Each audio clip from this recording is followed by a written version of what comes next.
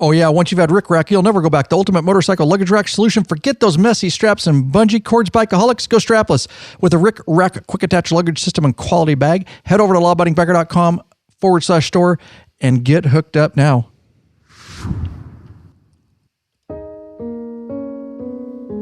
Oscar, this is a sad episode. This is like funeral music. It is, and I'm just going to let you guys know that if I, during this episode, especially the patron members who are watching us on video, who get this months before everybody else, because you're a mid-level patron, you might get to see me cry.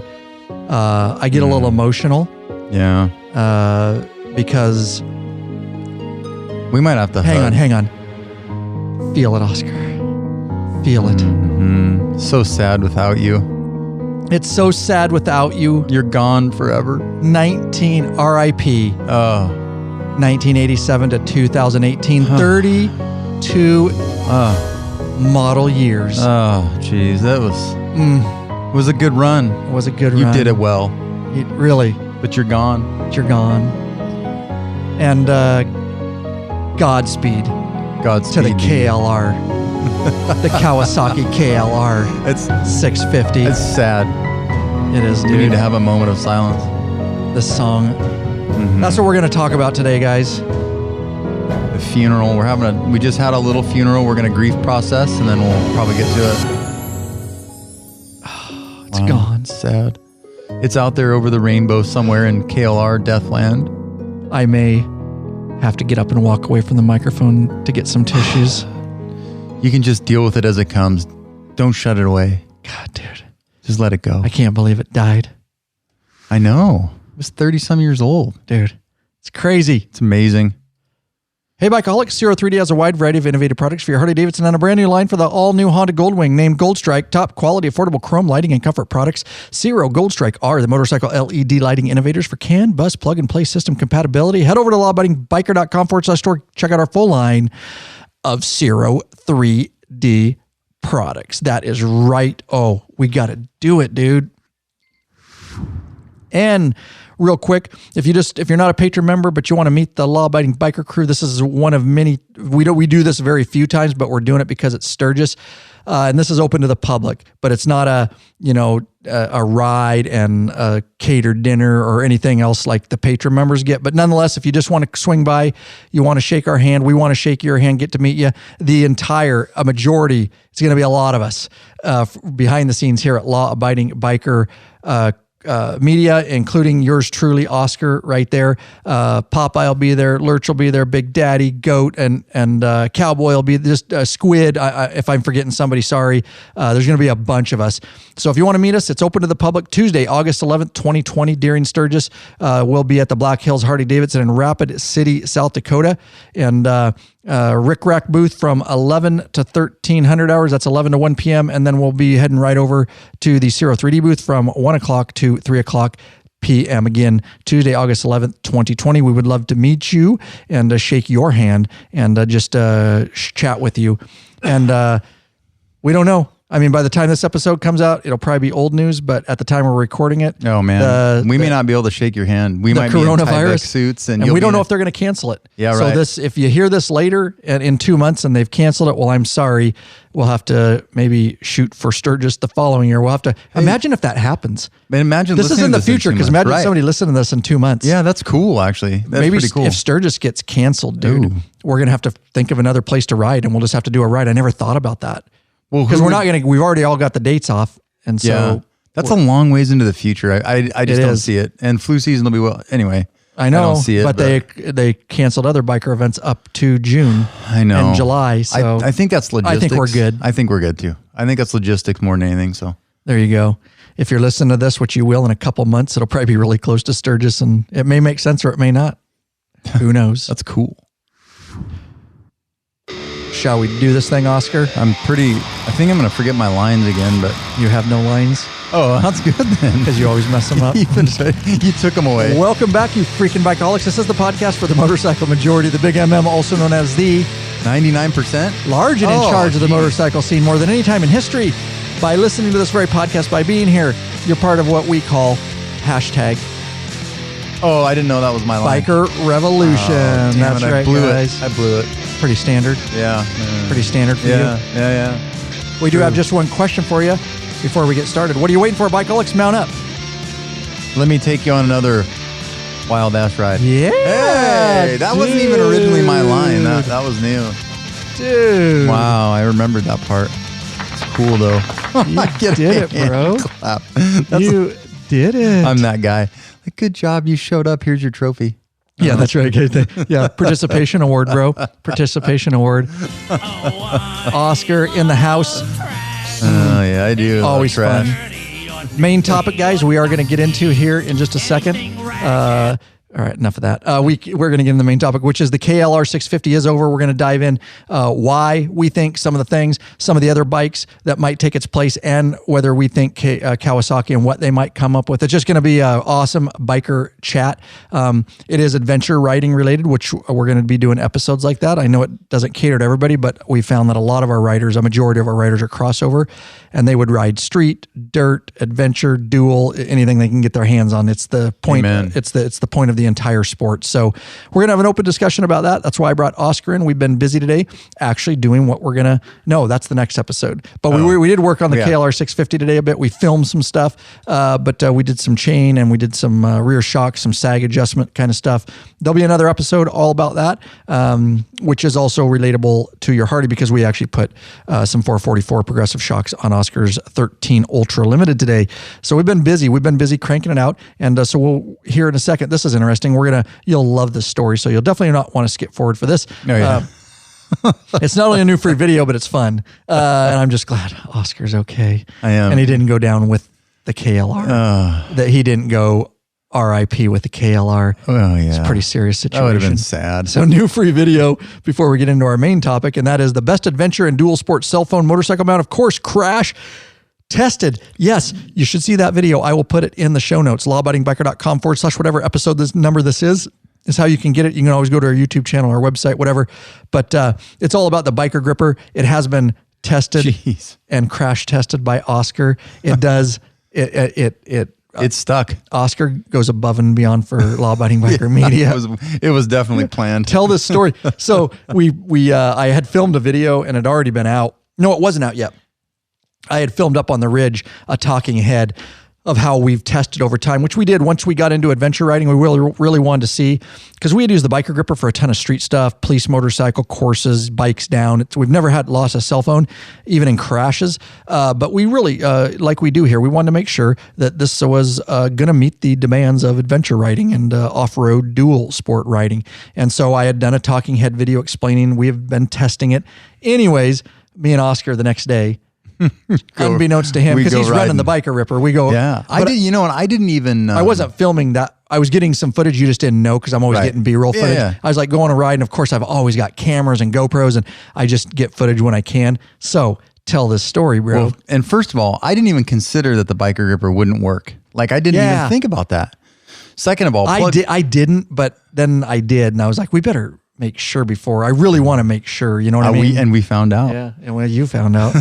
In the video, so, I was there, and then I watched the video, and the videography is awesome. You really captured, it was kind of a really beautiful winterish evening, and the video really captures the scenery, how we were riding. Anyway, so we're riding on this road. The clips that I put in of this. Yes. Yeah, because it wasn't a full vlog. It actually is insert shots to my biker gripper for adventure, right? Yeah, right. Mm-hmm. But there's good shots of the terrain we're riding there. That's kind of desert terrain. Did we do the suspension that day? Was that what we were testing? Yeah, you're right. We were actually doing a video on, we did the front, the Cogent front suspension on the KLRs. And we had the, oh, that's right. We did the front. Rear was before. Okay. The rear was before. We were kind of testing them together. We were, that's right. Yeah, right. So that was the new Cogent front suspension. Right. That's why we were doing it. So we were riding this road. It's a state land road. It's not great. It's not, it's not a nice gravel road, but it's not a totally, treacherous Jeep trail. But it's still rough. Winter. It's rough, and it's wintertime, and we'd had some moisture, and so and some of the dirt and stuff out there is kind of icky. Anyway, so we were riding pretty fast because we're trying to test out this this suspension to see if we notice the difference. Plus, we just like to ride fast. And we just like to ride fast. over our heads sometimes. A little bit. We need to be careful. We've learned a few things. Adventure riding. Yeah. We got to be careful because we go balls to the Too wall. fast. Yeah. So we rode back up to the tower. We made it all the way to the tower. And we were coming back out, same road. And on the way in, we knew there's these huge, I don't know what, for lack of a better term, they're not divots, but where huge mud puddles had formed. So big depressions. They were kind of had water in them, but some of them were starting to slide up. Yeah, they were just dry mud. up. Yeah, there's so not a lot of standing And water. it's clay mud. It is FYI. a clay. Around here, it's clay mud. So you can see where we're going with this. And so I was not expecting this at all. And they were You can see the footage on that video, guys. It's clips. You got to see the video in Oscar. yeah. Some of they're probably 10 yards. Some of them were long, and then they were linked together. We were flying. We were flying. Not gonna lie, I was So behind you. I was chasing you. And you usually ride on the right side, and then it feels weird to ride totally on the left side. So on the way up, all these mud puddles are on our right for whatever reason. And so we had to go left, and we did, and we rode slow. And on the way back down, it started to get dark, and we're like coming out, and we're hauling ass. And for whatever reason, I was on the left. I don't know what I was doing over there. I was just over there, and I got into one, and I got out, and I thought, oh, that was stupid. And then right away, I was into another one, and it was probably 7 yards long. But then some of them are linked together. So I got out of that one with my cheeks clenched thinking, shit, right over the little hump and right back into another one just as long. And I made it right to the frickin' end. And the front end, I could feel it starting to go. And one of the issues of the KLR is they're heavy and they don't have enough power. Like in a true race bike, a dirt bike, you just hit the throttle and get the front end up and the back end moves around a little bit and you just kind of glide over the top. The Cowie can't do that. And I knew it. I couldn't get the front end up. I wasn't going to stop. That was it. And that front end just washed out whoosh, like quick. And there I went. Bonk. He did a complete slid on his left side, did a 180, spun around, falls on his back as he goes down. His feet are up in the air because of the momentum. He's sliding on his back with his feet in the air. And oh my God, dude. Yeah, the thing is, once you hit it, and we talked about that, it was the point of no return. Yeah, sometimes you hit stuff and you're like, okay, I got to at least try to ride this out. I'm not going to try to make any sudden movements. Right. And you're just like, it's kind of like when you get on ice sometimes or in a car or something, you're like, okay, I'm just trying to, this mud is slicker than ice, guys. It was bad. The mud that we deal with, the clay, this is 5 minutes out my backyard. We can ride forever up awesome. through the mountains and hills. We can go for days. But the mud up in that particular area is really slick. I had a problem with it about 2 weeks prior where I was by myself and I shouldn't have been. I darn near buried my bike and had to walk out. Oscar straight up, but it gets better. So of course the cell phone, and I wasn't filming it for that reason, but first thing I do is get up there with the cameras and we've already captured it. And Oscar's all muddy. He lifts up his bike, his entire left pannier, his saddlebag. I don't know pannier. why. His left saddlebag on his adventure bike was his tusk. Saddlebag was completely bent back on the racks and it was squished. Bent. It was flat. Squished. It was as flat as it could get. Flat. Yeah. And so Oscar, of course, the first thing I look at after that, I look up, there's his phone. Bike's all muddy. He's muddy. Phone sitting perfect right in the biker grip. And I was like, that is perfect. And I'm glad Oscar's okay. Of course, we checked for injuries. That's what he was all worried about, his saddlebag and stuff. I'm like, let's just check. Are you okay? Yeah. Is the bike rideable? Yeah. He ended up tearing his saddlebag off. And it was so mangled. It was so mangled. I couldn't leave it on there. No, we didn't know if it would stay on or fall off or whatever. But so awesome. And I'm glad he's okay. Yeah. But I was able to take that footage and insert it into my review and testing. That's why it's called Crash Tested. Thank you, Oscar, for doing that, bro. Awesome, buddy. Awesome. I don't know these guys. I'm pretty extreme with law-abiding biker media, but guys like Oscar just take it to the next level for me. It's all for the brand, baby. All for the brand. So he's okay. The bike was okay aside from the saddlebag. But yeah, the phone stayed right in there. And of course I keyed in on that and was able to talk about that a little bit in the video. And I was glad that I was actually just rolling because I can't roll 100% of the time. I don't have enough storage and batteries. Yeah. But I try to roll at certain times and I had no clue. I just happened to turn them on and I was following, next thing I know, I was like, what looked ahead. I'm like, what just happened? Because it happened so quick. It did. And I luckily picked a different line because I could have picked the same line as you, but I looked and I'm like, why do you pick that line? I don't know what I was doing. And I was like, I'm going around, and thank God, because both of us would have been wrapped up in that. I had a good distance on you, but it would have been double chaos, bro. I get to riding and I totally space out and I look around, and that's what happened. I think I was just looking around and I'm like, oh, it's so beautiful. And like I say, once you came up over that little thing, you had to pick a line, and you realized that you couldn't bail, and you just there was nowhere to for go. I tried to ride it out and I almost made it. That's bullshit. That's the thing. You were right at the end too. Made it. But his bike was muddy. He was muddy. Of course, after we realized he was okay, thank God, he was geared up, textile pants, textile jacket, all that kind of stuff. Then we laughed about it. Yeah. But yeah, so I'll have that footage forever, bro. I've got lots of cool footage of Oscar. Well, and how you presented on the video, you got to circle it because you were far enough. We were riding to distance because of the dust. And if you're watching on a big TV like this, you can see it great. Yeah, right. But if you're watching on a mobile device, you want to circle it for mobile. Yeah. I saw it on the big TV. I'm like, wow. The videos are great. Those shots out riding out there were beautiful. Yeah, it's fun. Beautiful. We're having a ball. So there's the story about the crash test, Oscar. And let's just dive into our main topic, and we'll talk a little bit more about the KLR here. But of course, we love our sponsors, but we want to thank the following people. Patron members, new patron members. Greg Blue of Layton, Utah. Leo Lopez of Wildemar, California. Leo's a top-tier patron. And Michael Hayden of Scottsdale, Arizona. LawabidingBiker.com/Patreon is how they got signed up. Pledge a certain amount, purpose, content, no risk to you, because you can set a monthly cap. There are benefits, t-shirts, stickers. You can get that private Facebook group, troll-free zone, nothing but bikers, helping bikers, access to podcasts like this months before everybody else, access to live video broadcasts with chat, access to our premium videos up on request, and access to those very cool ride, meetup, and events like we're doing here. Hopefully, I'm looking forward to that. Hopefully in Sturgis. Yeah, I'm looking forward to it. 2020. Me too, bro. We love shaking people's hands and getting to know you in person. So very, very cool. So let's dive right in. Let me pull this up and get a little bit prepared here. And the KLR's long run is over, guys. Oh, man. Moment of silence for the Cowie. It's gone. It is.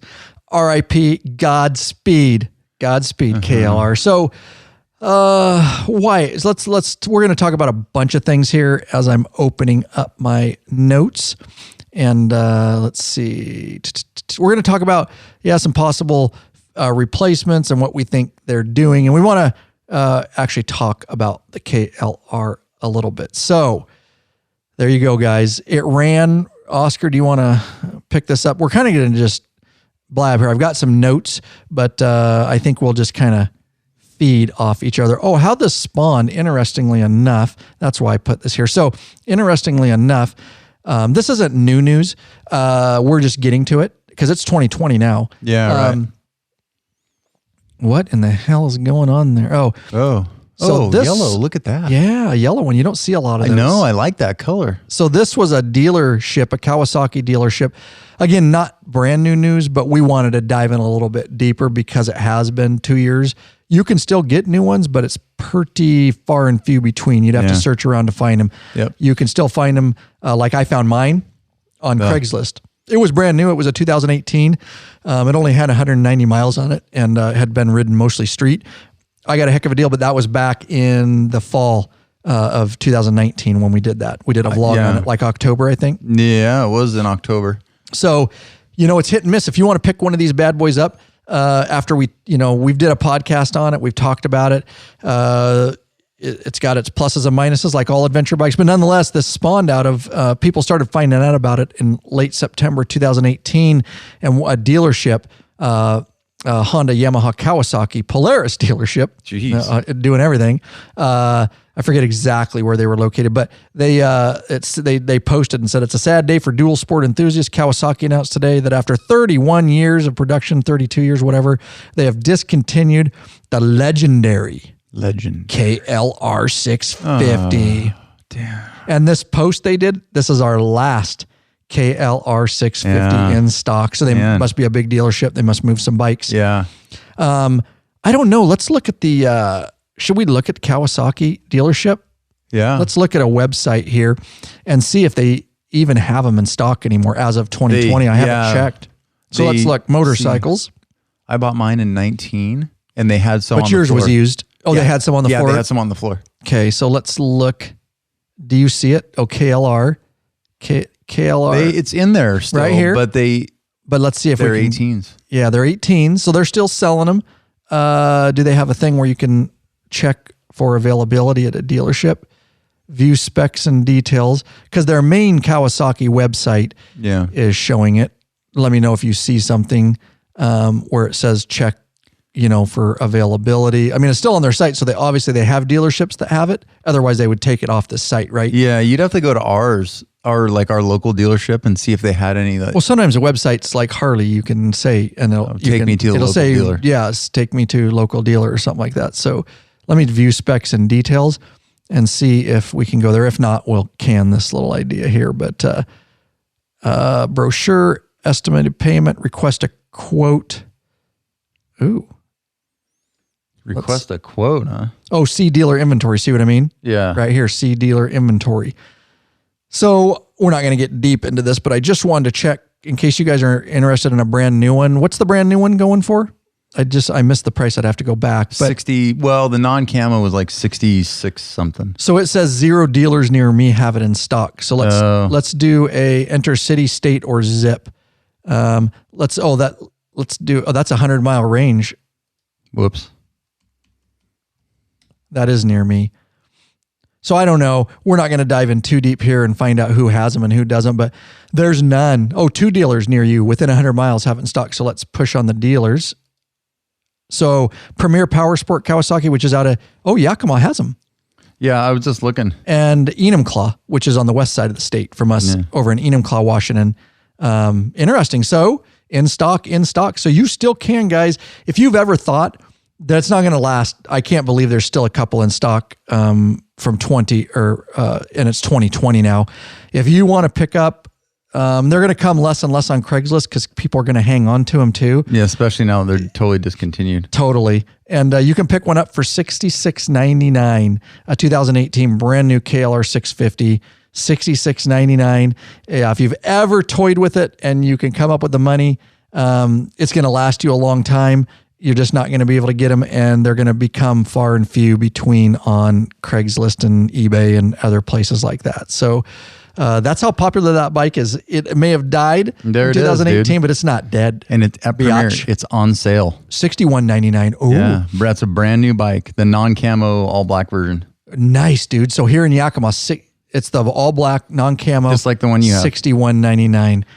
God, that's a pretty good price for a brand new bike. That's good, dude. Yeah. That's freaking good. I got a better deal. Yeah, with you 190 miles, but you did. The owner took the depreciation.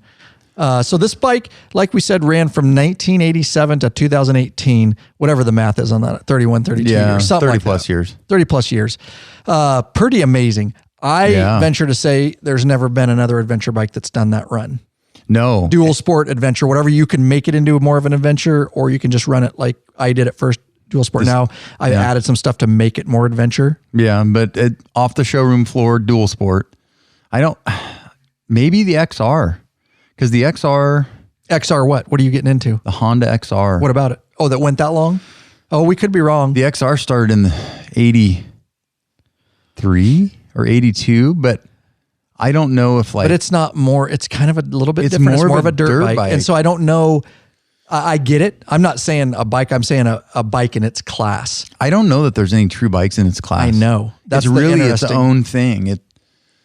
I don't think there's anything like it. So maybe why it ran for 30 plus years is because like the XR and the DR are basically not the same, but they're Suzuki similar. DR? Yeah, the Suzuki DR 650, the XR 650, smaller gas tanks, more desert cross, dirt bike oriented, a little less street worthy. The KLR is kind of in a class of its own. It is. Maybe that's what made it go so long. And our audience, just for the audience, we're not stuck. And I think we said that in our adventure. Go back to past episodes. Like that's just what me and Oscar have. Big Daddy just got a BMW GT. It's a GS 1200. 1200.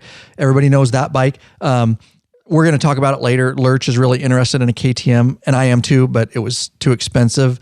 Again, we're just talking about the KLR well, number one, that's what the episode's about the death of it. But number two, we have some knowledge in it because me and Oscar both have one. But there are a ton of great bikes out there.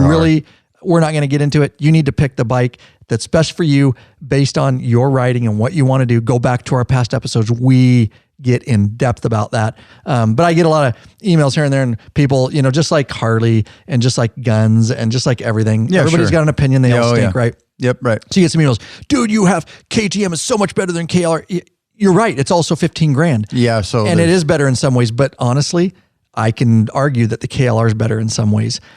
But that's what you want to do with it. It is what you want to do and what you want to spend.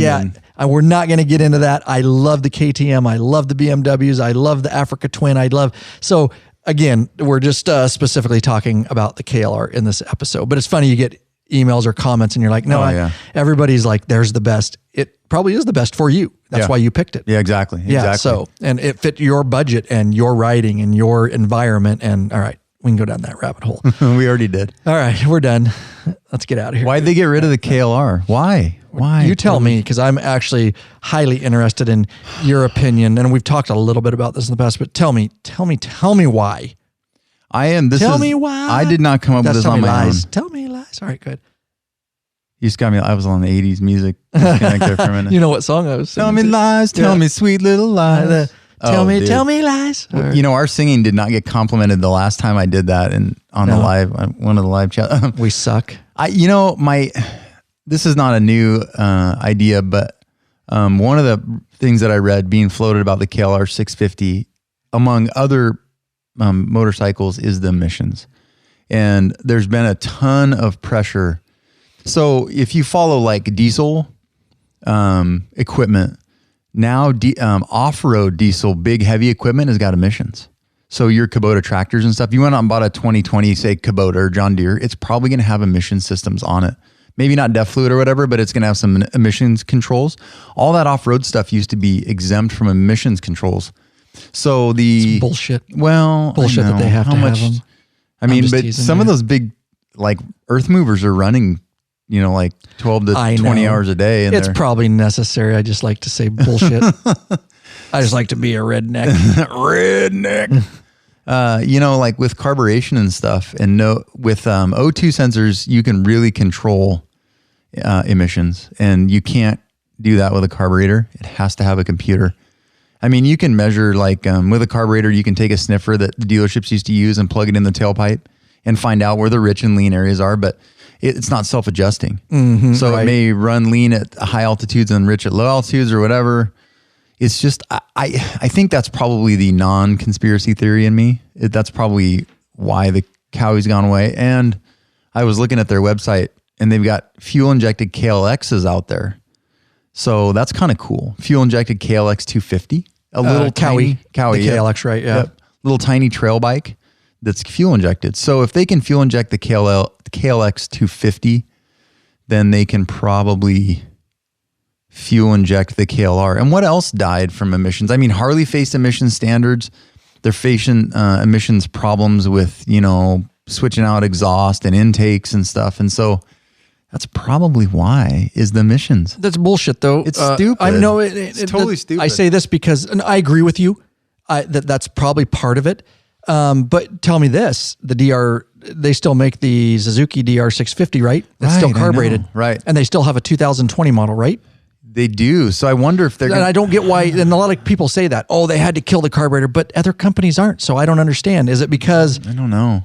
That's what confuses me. Do you get it? Yeah, I get do, it. yeah. And I agree that might be part of the reason, but then I look at other bikes and I'm like, but they don't have to do it and they don't have to do it. Why was Kawasaki having to do it?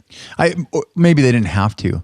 Maybe they saw the writing on the wall. Yeah, that's what, maybe Kawi decided early. I don't know. I know they are under, the way I understand it, bike manufacturers in general, if I'm wrong on this and you have more knowledge, please comment in the podcast on the website or whatever, but or leave us a voicemail or whatever, we like to hear from you. You can leave a voicemail on our website contact form.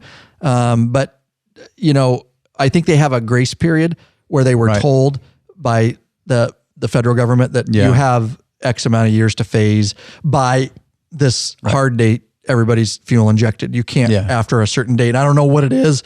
If you know any specific information, we would love to hear from you. We'll play it on a podcast because I know some people are in that industry. Right. So that would be my only, argument to that. Yeah. Why didn't they just run it another 2 years? They sell the crap out of those things. No, that's so strange. We're not looking at like sales. So maybe. Yeah, true. We're looking at like the aftermarket. Right. And let's face it, the adventure bike market is exploded in the last, up. Yeah. True. So probably took a lot of their business. Well, or they're becoming more popular now. So maybe the sales trend for them was pretty flat. Right. And then they're like, oh, we can't compete. The markets for like the KTM and the Triumph and the Moto Guzzi are different. That's a higher end market. Right. And Cowie's in the lower end market, and guys are buying these KLRs. Oh, they always have though. They've been a popular bike forever. That's what I'm saying. I still bought one in 2019. I mean, I bought one in two. Yeah, you bought, and I know other guys that have bought them recently, and man, I don't get it. My thing is, with Kawasaki and cutting the KLR is if they are, and we're going to talk about this, if they are truly designing the perfect, everybody's trying to. Yeah, everybody's trying right now. The market, adventure riding is blowing up right now. It's huge. It's going to continue to blow up. Everybody's fighting for this perfect adventure. It's got to be light. It's got to be powerful. It's got, right. They're all searching for this perfect. There's never going to be a perfect bike. I'll tell you that. No, but they're getting closer. And my thing is, well, Kawasaki, if they're going to kill the KLR, why didn't they just make it a couple more years while they're that way when they cut the KLR, let's say in 2020, bam, they replace it. And we're cutting this, but behold. Well, you know what I mean? This is our new perfect adventure bike. Look at that thing. Bring up the Versus X. I want to talk about that. Okay. And we're going to get into, we're not into future bikes yet or what we think they're going to replace it. We're not there yet. But I do want to get into that. Well, it's part of the deal, like why they crushed this one, because they've already been 5 years into this one. Into the Versus. I'm not saying it's the Versus. I'm just saying maybe they already have, or maybe they're going to get out of that market. I can't see why. I can't see why. But I mean, dirt bikes, the KLR has been a staple for a long time. If you want to bring up the Versus, that's fine. It's just a... Yeah, I was thinking it was more, it's not a replacement. No. It's something different. Like maybe they're not going to replace it. I don't know. I mean, they sell a ton of the KX, like their race bikes and stuff. They sell a ton of those dirt bikes. Right. So I don't know. I mean, I don't know. But you don't keep a bike around for 32 years if it's not selling. Right. They did that for a reason. Yeah, that's true. Yep, that is true. They would have killed that long ago if it was not. They kept it every year. And there's two generations, obviously. In 2008 is the new generation, 2008 and newer. We remained very true to the original concept of a big trail-worthy single that was also, pavement-worthy and all that kind of stuff. But they made some upgrades to things, and that's the new generation, which I would suggest you get if you're going to get one. 14, and I think they went as far as in 14 or 15, they upgraded the suspension again. So if you wanted to buy a budget bike and not do anything to it, I'd probably buy a 15 or newer. Oh, they did. Yeah, they upgraded a few. You're right. I forgot. It's not, but there's only two generations, but they did also in 15. Just not a lot of people talk about it. So I appreciate you. What did they do in 15 and newer? Is the rear suspension, front suspension? Yeah, they did both. I think they made the springs a little stiffer. They made the suspension a little less mushy, or they tried anyway. It's still mushy depending on your weight. But they made some small changes here or there, but 2008 was really the big second gen. Like they made a bunch more changes.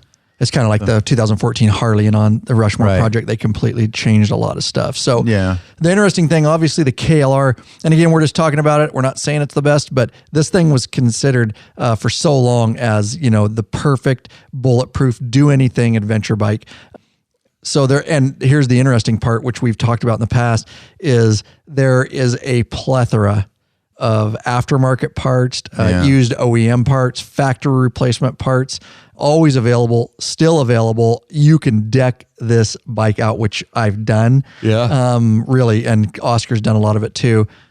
And I've told people this before, there's a lot of guys out there that bash, but there's people that bash every bike. Everything. But you've got your KLR bashers that just think it's a dog and it can't do anything. Well, let me tell you this, that there have probably been more international discovery rides taken on a KLR by Americans than any other motorcycle. Yeah. I think that's very fair to say. If it was that much of a dog and that much of a piece of crap, that would not be the case. No. You know what I mean? No, So right. it's what you want and what you're trying to do. But people have ridden that thing around the world for many, many years.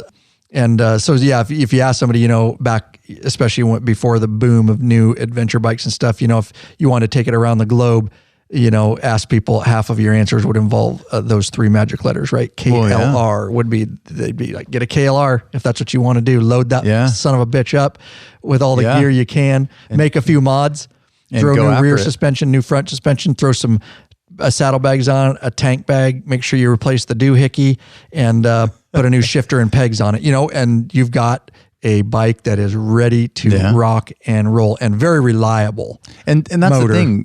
It's in a class and has been for a long time on its own. Like even the XR and the DR, they really were not, because on the road, weight matters. You don't want a 300-pound bike cruising down the freeway at 70 because every little semi that passes you or every little side wind, it pushes you around. And so a bike that's super light and easy on the trail becomes a pain in the ass on the road. Vice versa, you don't want something too heavy like that GS 1200. Probably a little heavy. They're great. Guys ride them millions of miles. But Forest Service roads, road, Alaska, Alcan Highway, all that kind of stuff. The GS is a great the big bike. GS. Yeah. The big G. Oh, what big GS? The 1200s. Right. The one that Rick has. Rick has. Yeah. Yep, right. Great for that kind of adventure riding. Right. But if you get off on dirt, like we are, some of the stuff back here, it would not be a great bike for that. Right. Where it's really steep, tons of rocks and, that kind of stuff. You're moving the bike around, it makes you tired. Exactly. So you drop it, you can't pick it up. Yeah. Yeah, that's a huge thing. And you're going to drop your bike if you're out riding the dirt. Yep. Or you're going to crash in the mud. Your foot will at least slip out on some gravel and it'll go on its side. It may not be a huge crash like Oscar likes to do, but nonetheless, your feet's going to slip out at some point, just like on a street bike, and it's going to fall on its side. So I don't know. The KLR had enough weight that it was more roadworthy than the XR and the DR, and it was a little heavy, but not so heavy. I mean, damn, that first bike I started was like a scrambler style 78 XL 250, and it was heavy. Like it was a big chunk of metal, and it was only a 250. And so this thing's bridged the gap for a lot of years. So I see why it stuck around. I'm not sure why Cowie decided to get rid of it right now, other than emissions. Maybe they're trying to beat the curve for emissions, or maybe they were under a different rule, or they told them we're going to by this year. Maybe they made some pact, or blood pact, huh? They like, dude, pinky swore or whatever. But so back in the day, it used to be the go-to. It was very, very renowned bike, but obviously over time, it moved from very competent to quote a good value. A little long in the tooth, things like that, somewhere between not worth it and a pig. You'll hear a lot of people, So it's a 432-pound single cylinder, right? Which it's unthinkably heavy for a lot of standards. Some people think, right?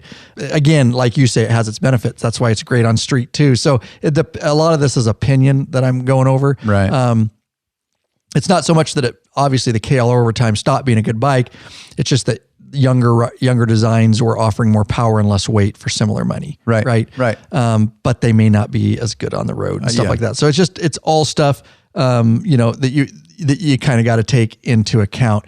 And I want to talk a little bit, about the KLR. I want to follow up on something I said, and all the aftermarket OEM parts, all that kind of stuff still exists. Like literally, guys, if you get in, and we've talked about it in the past a little bit. If you start looking at KLRs, you'll understand that entire businesses, families, family businesses have been built around the 32-year run of the KLR, like the Eagle Mike and Happy Trails. KLR650.com. Dude. That's all that guy sells.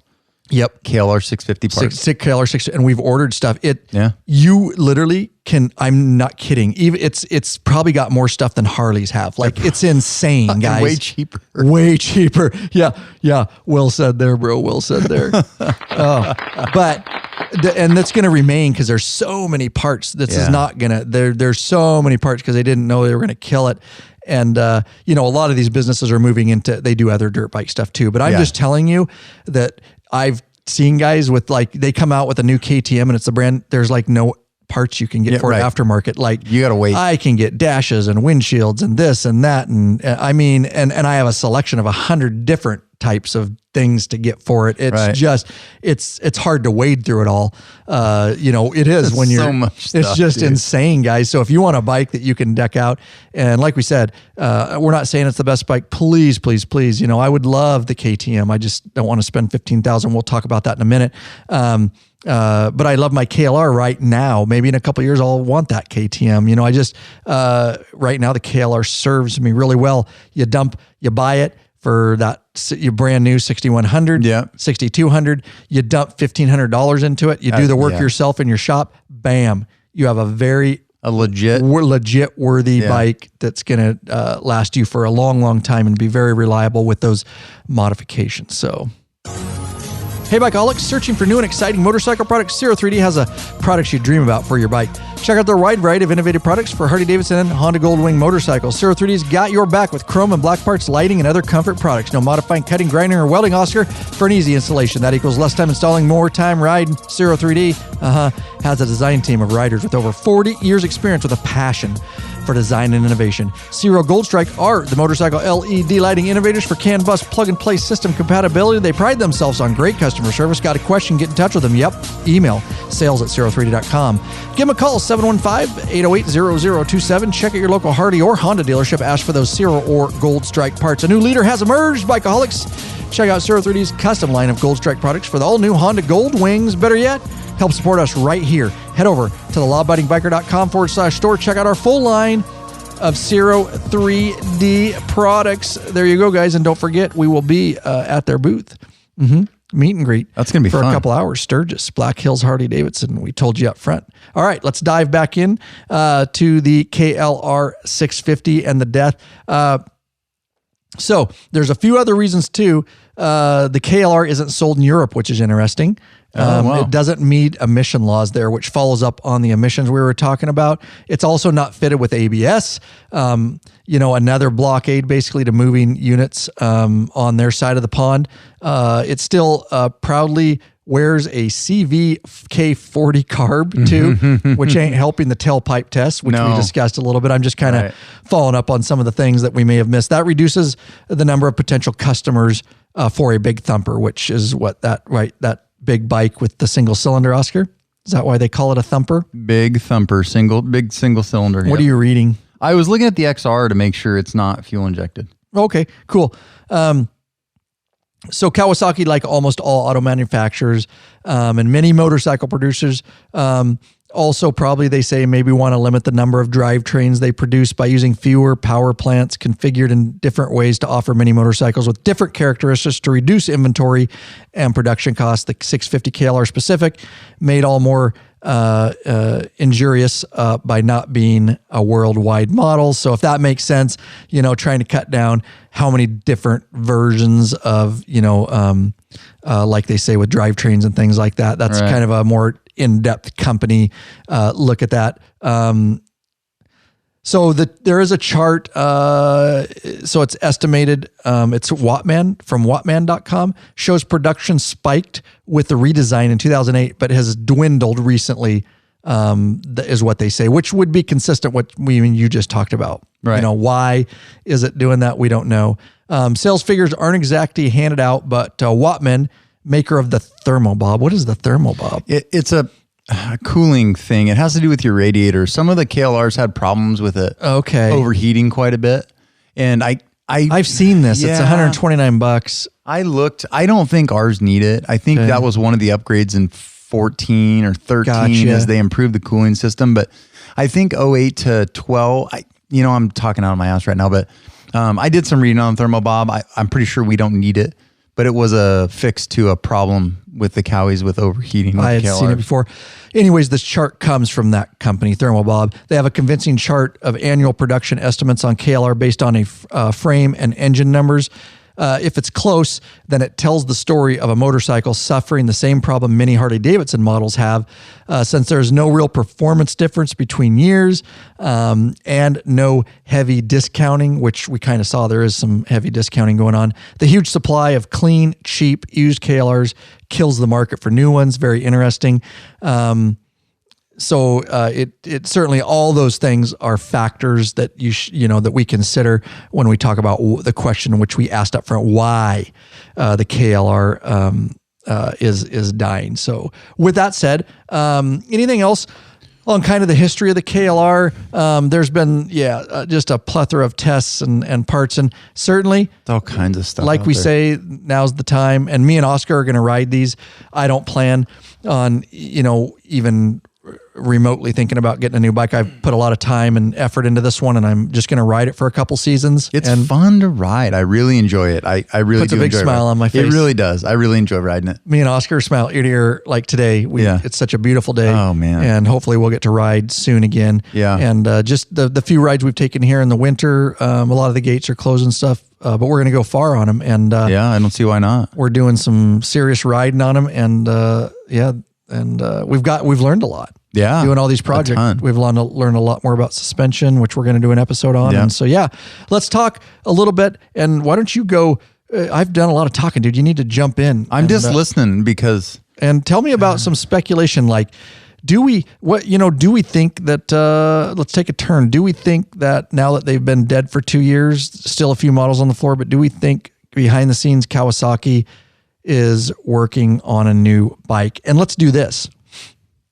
2 questions that we're going to cover here. Do we think Kawasaki is working on a new bike? And if so, or if not, what's another good, if a guy doesn't want to go buy a Kawasaki KLR 650 and they want something comparable, even though we already said that it's kind of in a class of its own, but what would be a good alternative that something's close? Do you have the answers to those questions, Oscar? I wonder now that I'm listening. You better listen. I don't sometimes. Damn it. But sometimes I have poor listening skills. True. I'm thinking, I'm listening to the death of the KLR, and you brought up a good point, which is a lot of manufacturers go, oh, and they shake and their new model. I'm like, wait a minute, 2020, it's been dead now. So it's been dead effectively. The 18s came out in late 17 and they're out on the floor. And they're probably done being produced by mid-18. So we're coming into 2 full years. And I don't see Cowie making any big announcements. There's nothing on their website that says, our new adventure bike or whatever. That Versus 300 looks like... Kawasaki Versus 300. Looks like the KLR. Okay, hang on. That thing. Let me look it up. Versus VRU... VERSYS. SYS. 2020 Versus. Look at that 650. Go back. Yeah, there's a 650 Versus, right? Yeah. Oops, you got to search it. Yeah, it's fine. So, and my boss, he said that. He said the Versus is going to take over the KLR spot. And so let me look at this bad boy. It looks like it, but it doesn't. It's street oriented. It's got the low fender instead of the high fender. It does. I get it. I don't know. I mean, look at that 300. Look at the Versus 300. Okay.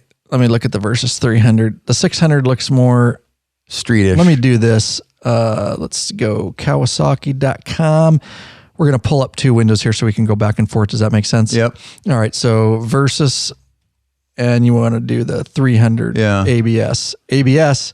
That's that is one of the big drawbacks to the KLR is there's no ABS. And so they lock up, but I kind of like it for dirt more not to have ABS. That's just me. But okay. So I think other than that exhaust and that front fender, I think that looks like the KLR. It looks similar, but it looks more, it's like between a street bike because the fairing makes it more look like a street bike. That's like a V-Strom. And it's got the low, exactly, like a V-Strom. Yeah. So you think that, and I mean, that's got street tires. That's clearly more of a street-oriented bike to me. I don't really know that would do as good as our KLRs off. Well, look up the KLX. All right. So Kawasaki.com, KLX. KLX. All right. We're doing a little research for you guys right now. There's a 250. But what would be the KLX 650 would be the rival? Hit up that 300R. Oh, that's the KLR. No, go up that KLX 250. Right there? Yeah. Okay. That's definitely more dirt bike-ish, bro. Well, it is, but it doesn't have the fairings up front. It doesn't have... But neither does look at the front fairing. That's a fairing. Look at the KLR. I know, but go back to the KLX. Yeah. Look at that front fairing. That's just a stumpy windshield. It's just like the KLR. It's just that is a 250, a trail bike. It's a little more stripped down, but it's got fuel injection. Yeah, but you're not comparing this to the KLR because it's a dirt bike, dude. You know how light that thing is? Well, no. Well, it's a 250. Well, I understand. So why are we? I guess what's your point? My point is that is the future. You don't have a point. You can shut your face. That's No. got to be the future. You think they're this is testing gonna out? what? But then it's so light. That's not a road bike, bro. No, like you not ain't in right. not in that form. I'm talking about. Okay, they're testing out fuel injection. Okay. And adjustable suspension on the KLX 250 on a trail bike. This is like I live in Wyoming. I've got 500 acres out the back door. Yeah. I'm going to buy this bike because I want to ride out on my property. So, the fuel injection stuff works good on the smaller bike. Let's go up back and bring the KLR back in a different form where it's a fuel injected with ABS. Because look at the KTM, the one you're talking about, that 790 looks like a freaking dirt bike. I mean, it's heavy because it's a 790, but hang on. Now we're going to KTM. I got so many tabs open here, Oscar, because of you. Yeah, God. You and your little tab. All right. So let's go to KTM because we are going to get into this. This is a really cool bike. So let's go to motorcycles, and they put it under Supermoto. No, they put it under Sports Tour. Yeah, that's what they put it under. We got Supermoto. We got it's under Enduro. Dual Sport. Oh, did they put? No, I don't think so. I found it under Sports Tour, bro. No, not Sports Tour. Where did I find Travel? That's where I found it. There it is. They have it under Travel. So the 790 Adventure, and there's a 790R and the Rally. So the 790 Adventure, if you're wondering between the two, the 790 Adventure KTM is definitely going to be more street. Yeah. If you do, let's say you do 70-30, 70 street, 30 off-road. This is the bike. Now, if you go to the 79 Adventure R, which is the one I would get, you're talking 70 dirt, maybe 60-40. But look at the KLX front little thing. Yeah. Do we want to go on the R? Let's just go on the R. Okay. Is that cool? Yeah. All right. Now we'll go back to the KLX. High fender. Look at that little headlight-ish thing. Totally. Now look at the KTM. I get it, but it's got a long ways to go to where it gets in this category. It's a 250 versus a 790. I get it. That alone changes things, but the styling is real similar. I get it. That looks like a dirt bike, dude. The 790R and the 790. Oh, isn't that beautiful? It is a nice bike. I'm not lying. That is a badass dude. bike. When you look at that, I'm straight up. The KTM 790 Adventure R gives me an actual Woody. Well, what's the Rally? Like as I sit right here, bro. Does that not? It is a freaking beautiful bike. This was what I looked at before the KLR. Yeah. But I did not want to spend nearly, it's almost 14 grand tax and license. You're going to be 16 plus. Right. Nope, okay. Ain't doing it. I just couldn't do that for my first adventure bike, but God, it's sexy. And I don't know what it is about it. It's the suspension is so good on that thing. It's got everything. It's got the on the fly traction control, modes lean stuff. It's got all the safety features. It's got the infotainment system, built-in GPS. You see that up here on the dash, dude. I mean, it's got all the bells and whistles, but you pay for it. I got my bike for sub $6. A third. Yeah. And I put $1,500 into it. Yeah. A third of the price. And how much more would I get out of this thing for what we're doing? Probably not that much. My bike has not been able to handle anything we're doing. That I would have been able to get the front end up on that KTM and I wouldn't have probably crashed in the mud. Yeah. That's what you believe. I think you still would have crashed. So you know what? I think you were out of control. You know what? I didn't hear any little birdie ask your opinion, so you can shut it. Don't get me wrong. If I had extra cash, I drool over this thing when I look at it. I drool. I love it. I would so sexy. This was my second choice until I saw the price. You too. I originally wanted a GS but they're 20 grand. So I'm like, the KTM, that's the newest big thing. Oh, and you can't buy these used yet because they're so new. I found one used right at the same time I bought my KLR, but the guy was probably going through a divorce. It's hit and miss. That was the only one. And he wanted damn near full price for it. Yeah. So what are you gonna do? And I looked and I was like, I'm not paying that. I'm getting a KLR. Right. So hit up the Rally. That's the Rally. What? There's the 790 Rally. Go back. I don't want to stop looking at this. Well, the Rally. I'm going to lose my Woody. The Rally. Well, you're old. That happens. So motorcycles, travel. The Rally. Yeah, I hit the Rally. 7.9 Adventure Rally. Yep. I hadn't really done a lot of research on this one. I looked at one of these too. These are freaking cool. Look at what's the price on this thing? I don't know. They're only making a certain amount, aren't they? I don't know. On that one, I think on the rally. That's I what think I'm this saying. one's even more dirt bike-ish than the other one. 20 grand, bro. Yikes. Look at MSRP, 20 grand. Yikes. Plus 550 freight. Oh, they're doing the Harley thing. Dude, that's a cool bike though. I You get see it. that blue? I think That's- they're only making, I think I read though that they're only making a certain, was it this bike? Only 500 units planned there you for go. production worldwide for 2020. So See that blue? That's gas tank. yeah, it's cool. This is the bike that you would get if you got to be like, either you have extra cash in hand or you're actually doing like Hardcore you're like actually adventure. racing the adventure. Like you're dude, this is way overkill for 90% of the average rider out there. Don't you right. agree? I do. Yeah. Unless it was my way. only bike and I was retired and I was going to adventure You had ride. extra cash. Yeah. And you're like, I'm going to bump up a model. I agree. That's a badass bike.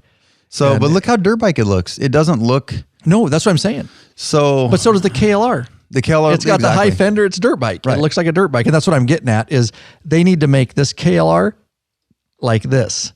Like I don't know. I think part of the appeal of that KLR is it's simple. And you hear a lot of guys say that. It's a simple bike. It's true. Even with ABS and fuel injection. no electronics to worry about. Fuel injection goes bad, you're screwed. Carb, you may be able to make some adjustments on the fly and get yourself out of a pinch. No electronics, ABS, no. It's like the old Harleys, right? A lot of guys like the old Harleys because they don't have infotainment systems. Yeah, they don't right. have ABS and they don't have all this stuff. Kind of like how we used to work on old pickups, right? We like the old Chevys because you could sit up in the engine compartment and work on them and there wasn't all this computer stuff. The old short block Chevy. Yeah, no, I Some of that agree. stuff goes bad and you're just done. I see that KLX 50 as a first gen new KLR in training. That they're and I see the Versus more as in training. And I think a lot of that, I see the Versus more to me. If they change some of the things about the Versus and put a higher fender and change that suspension around a little bit, that could be the new version because that's got a different motor. And look at the exhaust looks a lot like that KTM 790. Totally. Whatever. It's too low in my opinion. They need to get that exhaust up. On the Versus we're looking at, guys, the exhaust for me is way too low. You want your exhaust up like on, I hate it that it goes back I know. to the frickin' But look at KTM, the R. So you see how on most of these, see how high that exhaust. You do not want that sitting down by your swing arm, and that's the unfortunate part about the Versus. But go back to the 790 Adventure. We got to go all the way back. I again. know. Well, it's fine. You'll get over The it. 790 Rally, you mean? No, the Adventure, the straight up Adventure. The Adventure Down, S down, or- down. No, the 790 right there. Yeah, Hit the big picture up. Click on it. right there. That's the Versus. Now the exhaust on the It's true. KTM is higher, but that looks a lot like the Versus. You're right, and that would be more street. You know, And even with the low exhaust, if you put some, 80-20 or some 70-30, yeah, like those Shinko 705s, that front I have, you could take that Versus off road and it would be probably fine. But so you can do the same thing with the V-Strom. right. It's kind of a, you're not going to jump and you're not riding desert cross, but you want to go out in the Forest Service roads. The V-Strom would be totally fine. What's the how much is this? I'm curious on the 7 KTM. We're just bouncing around here, and we will wrap this episode up. But that's good. I love talking like this because we just start asking each other's questions. Yeah. Displacement, power, design board. Hit the show all. Find a weight on this thing for I me. thought it was 500, but maybe. See, that's heavier than the KLR. It is heavier. KLR is 432. So everybody says this is the perfect bike. Well, it's heavier. Wait, maybe it's not. Maybe it's 10 pounds lighter. I can't remember. Let me know if you see a weight as I go down. Engine and exhaust. Yeah, I didn't see it What the anywhere. frick? Dang it. I hate it when I can't readily find stuff. KTM's website, I'm going to tell them it sucks. It's beautiful, but it's Yeah, not it's as not. navigable as it should be. Ergonomics and comfort chassis. Sure. Chassis. Yeah, swing arm subframe. God, I just want the answer. We're not going to spend too much time, guys. So stick with us here. No, that wouldn't be it. Oh, show all. No, not specs. Engine and exhaust overview. Ergonomics and comfort. I don't know. Software and I electronic. tried this before. I can't remember where I found it. I know we ended up finding it. Yeah. Let's just do this. Yeah, just type in. Let me open up a 90th tab. Weight of KTM 790 R. R. All right. Oh, 460 pounds. So yeah, so it's a little heavier, a little bit, not much, 30 pounds heavier than the KLR stock. But yeah, so again, I think that's a good. So let's do this as we wind this down, because we are, we need to get this wind down. We still got some great information for you, so make sure you stick around, because we do have some stuff that I want to talk about, and as we wrap this episode up. So let's do this real quick. What do you think about this? You want to give it a shot? Where am I going? Oh, right there. Are you searching for the easiest and quickest detachable luggage system for your motorcycle? Well, I am. Actually, I'm not searching because I have it. I do too. Rick Rack has just what you are looking for. Forget all those frustrating straps and bungee cords. They can come loose and slap your paint. Ooh, I hate those straps. I hate the straps. Check out one of Rick Rack's awesome quick attach strapless luggage rack systems. It's a father and son team that designed something really special that you can't find anywhere else. Don't even bother to look. Yep, law-abiding biker store. Yeah. Law-abiding biker. And the beauty is, this father and son team rides, so they truly understand the needs of bikers. The Rick Rack Quick Attach system is strong, durable, and secure with a lockable system. Also, check out their full line of quality touring bags to accompany your quick detach system. Once you use a Rick Rack, you'll never, ever go back. What are you waiting for, Bikeaholic? Head over to the Law-Abiding Biker store and check out our full line of Rick Rack systems and bags. lawabidingbiker.com/store. Yep, we'll also be at the Rick Rack booth again. We set up front of this episode, Sturgis 2020. Awesome, I can't wait. It's going to be fun. It is. So let's wrap this up. So Kawasaki is, have you noticed, is one big four Japanese manufacturers without a traditional multi-cylinder adventure bike, right? It's a thumper. Right. So for them to jump in at this point would be a bit beyond late, of course. Some interesting points. There's a bunch of great big bore adventure bikes out there. However, there's a race afoot right now, which we already talked about, which manufacturers can put out this is the adventure bike race that we talked about. Yeah. Who can put out a very affordable middleweight adventure machine. Basically an adventure bike for someone who is never going to take a KLR across the world, but is still young enough that the idea of taking a huge knobby tire adventure bike to Starbucks is not cool or scary, sketchy. Yeah. All right. Kawasaki could enter the adventure segment with a bike that's less trail focused. Okay. This is interesting. This is just one opinion. Right. Some would argue that they had the perfect platform with the 650 twin. Yeah.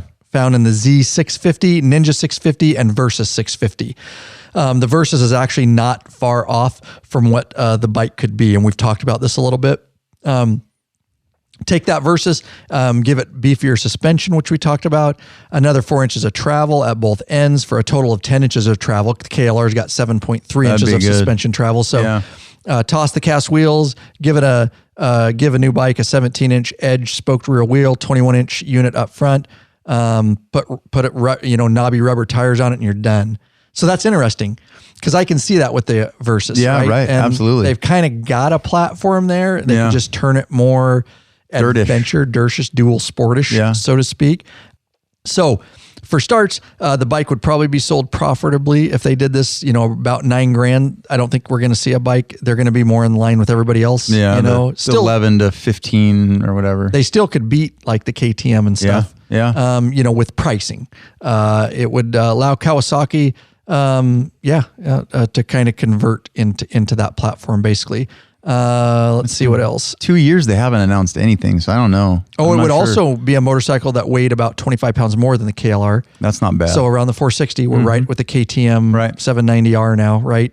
With 48% more horsepower, which has been needed. Yeah, would be cool. Yeah, 60 or 70 horse out of this KLR would be awesome. Yeah, what is it at now? Like stock 45. I mean, the XR I think has 60. The XR, you know what I mean? I don't know why Cowie left it so lacking in power, but whatever. Because that motor was just so reliable. I don't think they wanted to F with it. And maybe, and probably pushing the compression up a little bit would. Right. Yeah, that's a tough call. Yeah, starting to mod that engine that's so reliable. Right. Kind of like Harley did with the Mill 8, and it's having some few. Yeah, that's always when you start. Well, they changed that platform completely, but all right. And I think the KLR, I think if they did that, what we just talked about, I think they would kill the market again, in my opinion. Yeah, for sure. The 8 to... If they can keep it down below 10, in my opinion, keep it down sub 10 grand and have more horsepower, a better platform, a different motor, better suspension, the 10 inches of travel. And I think it would be, in my opinion, I think it would be a really good selling bike over time. Well, let's face it, the KLR 650 also made a killing because it's kind of a commuter bike for people. Correct. And people that live in like where we do, where we have riding, and they want one motorcycle and they don't have a ton of money. So, I mean, you know, people don't really commute on the XRs. I know some people that commute on the DR. I'm not sure why that is, but that KLR is a good commuter bike.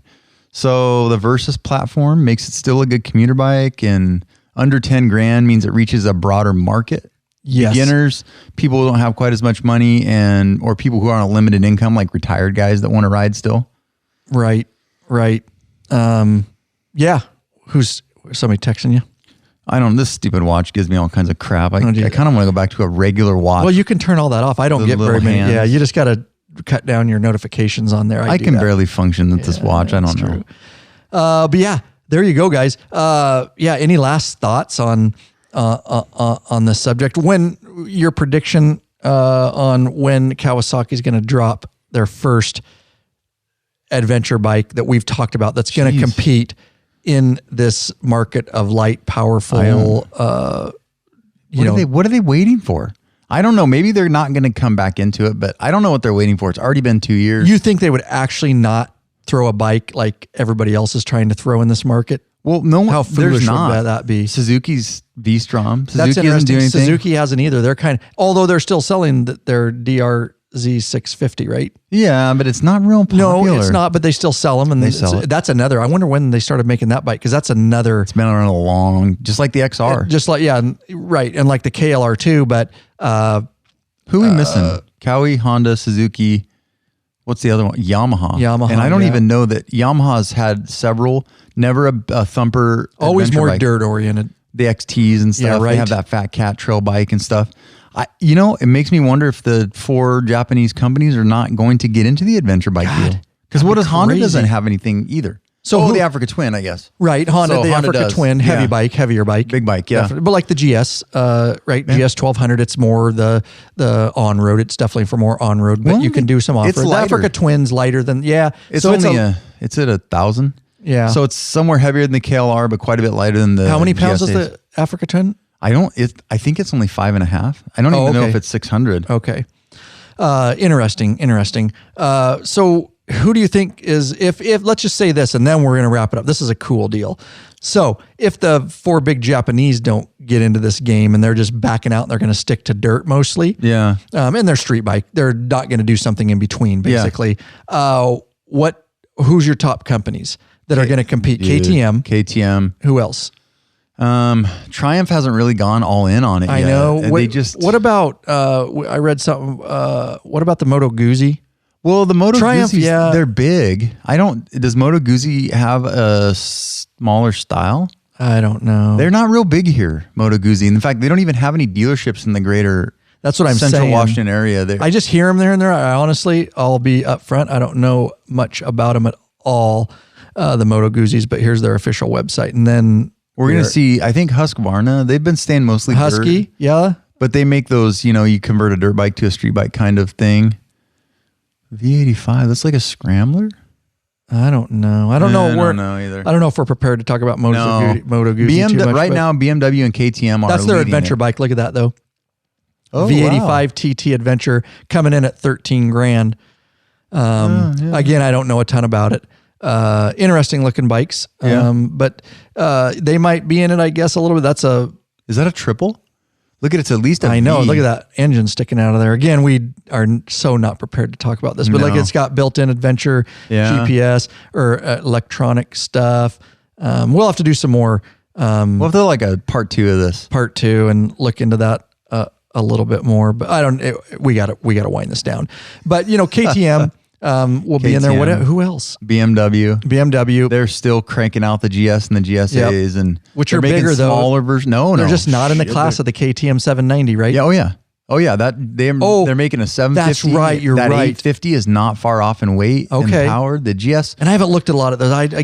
We could go down a rabbit hole. They actually went a GS 390 or GS 350. They made a little one for little commuters, I guess, or something. But BMW is cranking out the models just like KTM is. You're right. I think those are going to be the two big dogs. Yeah. And then maybe Honda, if they do something to spin off of the Africa Twin or make it a little bit different. And then we'll see. We'll see if if the big companies, the big four Japanese, if they're going to just sit back.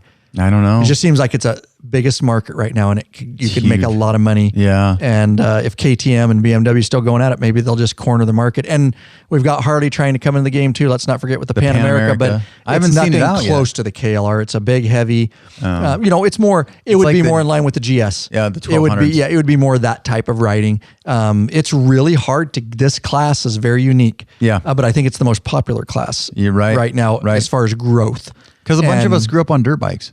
I want to ride a dirt bike, but I want to ride on the street. I don't want to trailer it where I need to go. Yes. That's the key. And I want it to handle on street decently. Halfway decent. Not feel like a dirt bike so much on street. Yeah. And that's, again, as we take it out right there, and that's why the KLR was in a class of its own, really. Right. But now you're getting the other KTMs, which we've talked about. Everybody's kind of mirroring that, but making it better. And it'll be interesting to see. Yeah, right on. As the future goes.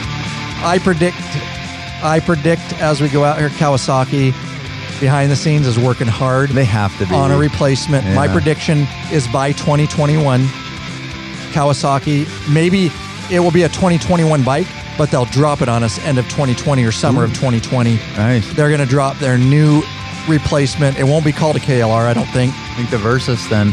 I don't think it'll be called the Versus or the KLR. I think they're going to drop, it's going to be their adventure dual sport number one bike platform, and I don't know what they're going to call it. I think it's going to be a new model, and I think it's going to have ABS, and it's going to have a lot of the electronics, fuel injection. It's going to have a infotainment system on it for built-in GPS and electronic speedo. It's going to be very much similar to the KTM. Sounds expensive, but I think it's going to come less. I think they're going to be able to come in much lower. Cheaper. Because KTM is always overpriced, in my opinion. They're expensive. For what, they're good bikes, but they're overpriced. It's kind of like Harley, right? Yeah. A lot of people pay for that brand name. And I think Kawasaki, if they come in well below that with almost offering the same amount of things, I think they're going to kill it. Yeah, right. That's all I got to say, bitch. Cool. That was really well put. You're so smart.